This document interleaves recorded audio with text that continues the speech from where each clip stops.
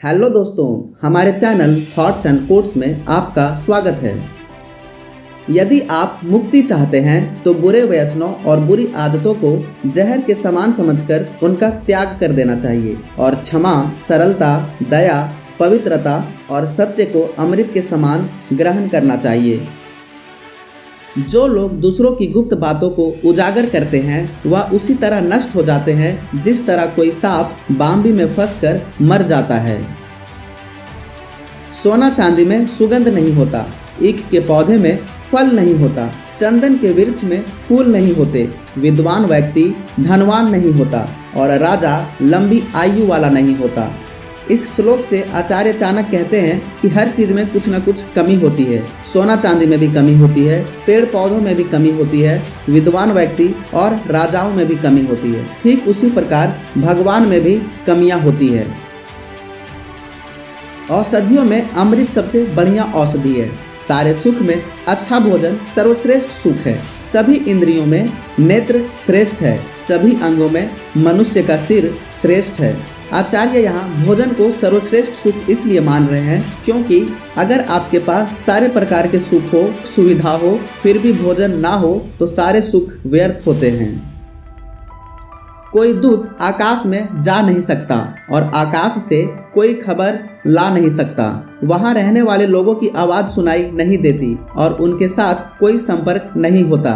इसलिए वह ब्राह्मण जो सूर्य और चंद्र ग्रहण की भविष्यवाणी करता है उसे विद्वान मानना चाहिए। ये 7 लोग अगर सो रहे हो तो उन्हें जगा देना चाहिए। विद्यार्थी, सेवक, यात्री, भूखा आदमी, डरा हुआ आदमी, भंडार का रक्षक और द्वारपाल। इन 7 को नींद से नहीं जगाना चाहिए। सांप, राजा, बाघ, डंक मारने वाला कीड़ा, छोटा बच्चा, दूसरों का कुत्ता और मूर्ख व्यक्ति। जो ब्राह्मण वेदों का अध्ययन पैसा कमाने के लिए करते हैं और जो गरीब लोगों का अन्न खाते हैं वो विषहीन सांप के तरह कमजोर होते हैं।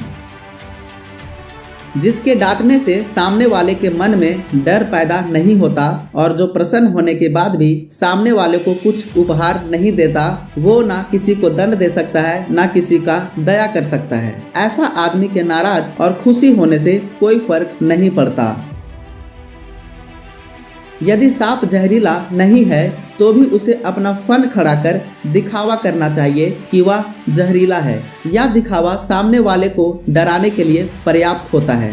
आचार्य चाणक्य यहाँ कहना चाहते हैं कोई व्यक्ति अगर कमज़ोर है, डरपोक है तो भी उसे दिखावा करना चाहिए कि वह खतरनाक है। कोई भी व्यक्ति को तुरंत किसी से डरना नहीं चाहिए और दब नहीं जाना चाहिए। कम से कम वो दिखावा जरूर करे कि वह शक्तिशाली है और वह भी खतरनाक है।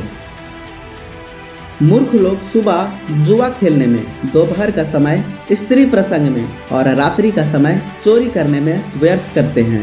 आचार्य यहाँ कह रहे हैं कि मूर्ख लोग बस समय को बर्बाद करते रहते हैं, लेकिन विद्वान व्यक्ति अपना समय सद्कार्यों में, अच्छे कार्यों में व्यतीत करता है।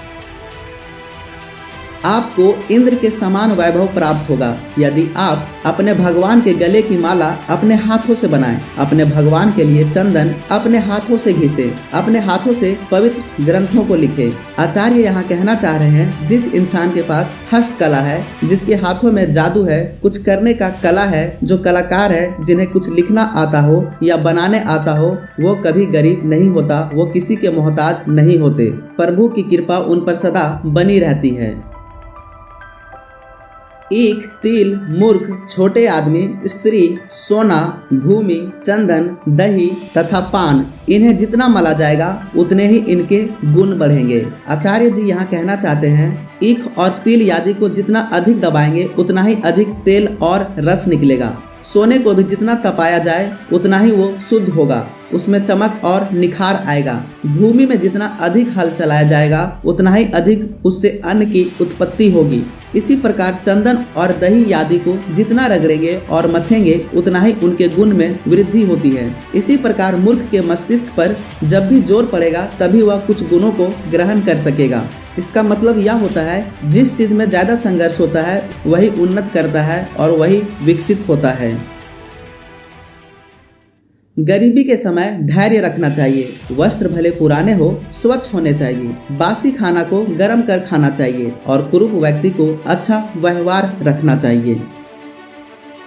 हेलो दोस्तों, आज भर के लिए इतना ही। अगर आपको इस वीडियो से कुछ नया जानने, सीखने और समझने को मिला हो तो इसे लाइक करें, शेयर करें और हमारे चैनल थॉट्स एंड कोट्स को सब्सक्राइब करें।